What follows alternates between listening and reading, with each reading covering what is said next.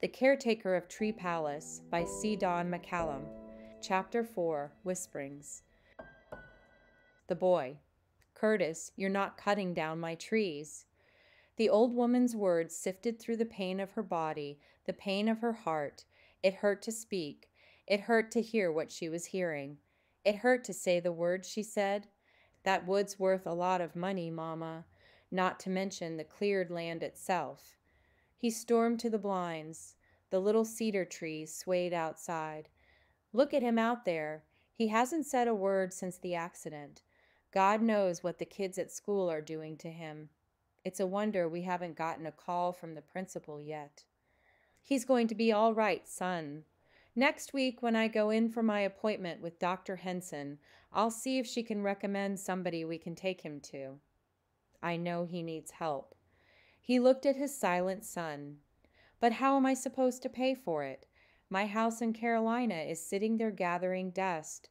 It's been almost a month, and nobody's even looked at it. Be patient, son.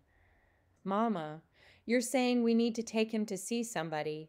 Well, just tell me. He swept his arm around the house that she couldn't afford any more. Mounting medical bills devoured most of her income these days, but she still had to believe, had to hold on to her faith that it would all work out. His question brought her thoughts back. Where's the money supposed to come from? I don't know, son. She slouched into the chair that had become her home. Her breath felt heavy in her chest. It didn't want to move. Curtis twisted the blinds closed. The room darkened. The air conditioner churned outside the window. A clock ticked over his mother's shoulder. I just don't know, son. She sighed.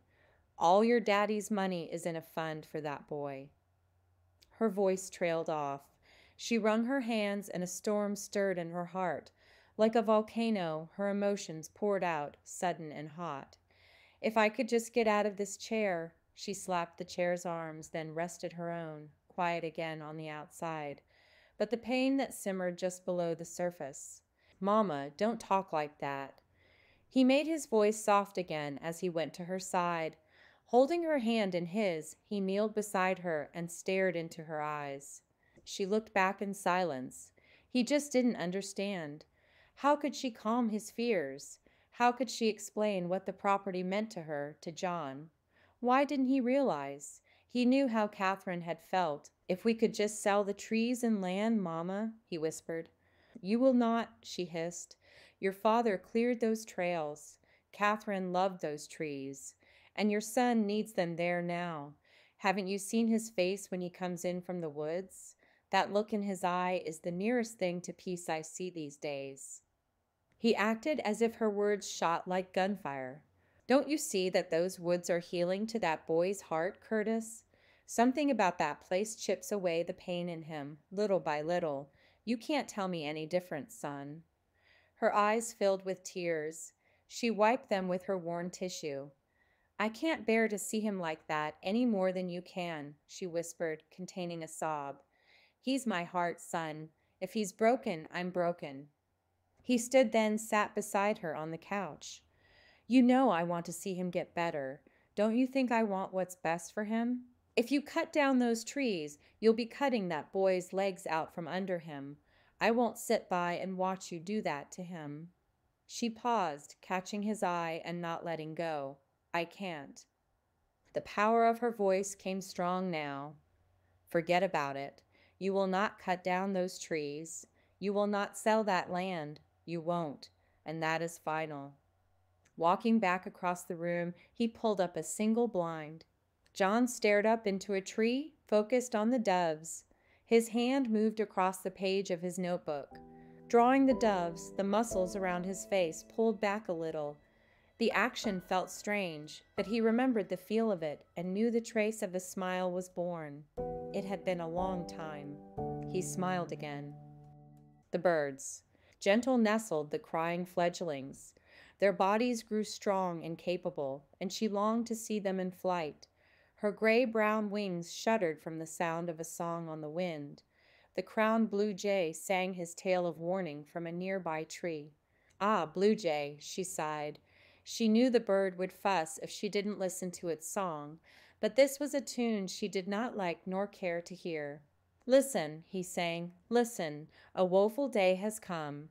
Trees fall in the west, lay dead on the earth, and none can stop the increasing silence of the land.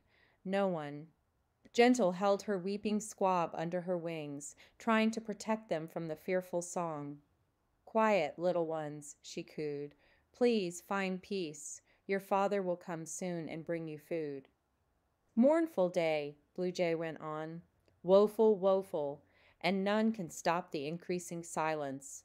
Who can stop it? Not me. Can you?"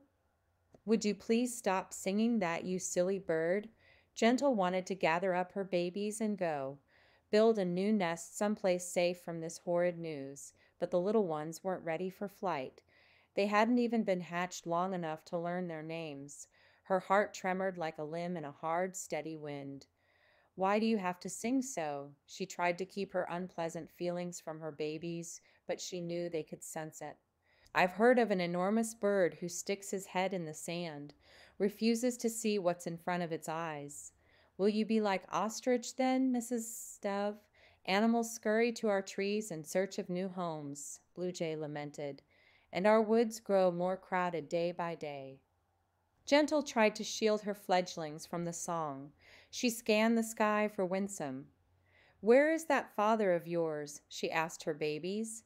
"When will he be back with your food?" The insistent Blue Jay hopped onto the wind and came nearer to the nest. His eyes met Gentle's, and he began his song again. The machines growl and churn fiercer than any beast. The machines growl and churn on the days of the uprooting. Now our trees lie withering in the fields." Lunging her head up, Gentle crescendoed in her loudest song. "Leave here," she bolted out of her nest and onto the air at Blue Jay.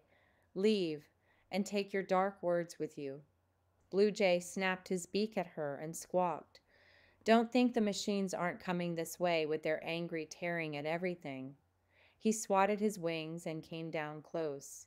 "Don't think they won't come for your nest, Mourning Dove, or should I say ostrich? Haven't you seen fox, bobcat, coyote, and wolf?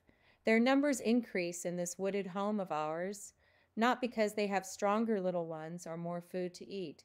No, it is because there is no other place for them to go." Blue Jay paced on a limb, ruffling his wings. "Their homes have been stolen, torn away. They flee and seek refuge in our trees, in our lands." "Shush, Blue Jay, shush. I won't hear you." Gentle jumped forward on the limb between the bird and her fledglings, but the Blue Jay wouldn't back down. He hopped on the wind for a moment, then returned to the limb, holding a branch. "We birds can perch in other places, this is true. But what about the hungry ones moving this way searching, each seeking new land? What do you think will line their bellies, Mourning Dove?" His black eyes turned to Gentle Squab. "Those fledglings there, those you hide under your wings. The one who draws so near you, the one with the comely gaze." Backing off, the aggravating bird looked across the woods for another tree to tell his tale. "I hear them crying," Blue Jay told her, preparing for flight. "Don't think Bobcat won't too." Nearness, comely. Her wings scooted them closer under her. "Quiet down, please." The bothersome tale-bearer flew off the limb, carrying his message to another tree, but Gentle could still hear his song. "Mournful day," he began again to another set of listeners. Blue Jay's song would haunt her every sleeping or waking moment. Mournful day. Gentle sang a sweet song to her young. "Don't listen to that silly old bird, little ones. All will be well, well indeed." She didn't want to doubt that, but the devastation she had seen with her own eyes on flight to the spring nest caused her faith to waver. "Yes, my darlings, do not fear. All will be well indeed." She hoped her song hid the doubts in her heart. Thank you for listening to The Caretaker of Tree Palace by C. Don McCallum. If you're enjoying this story, please consider sharing it with someone you know.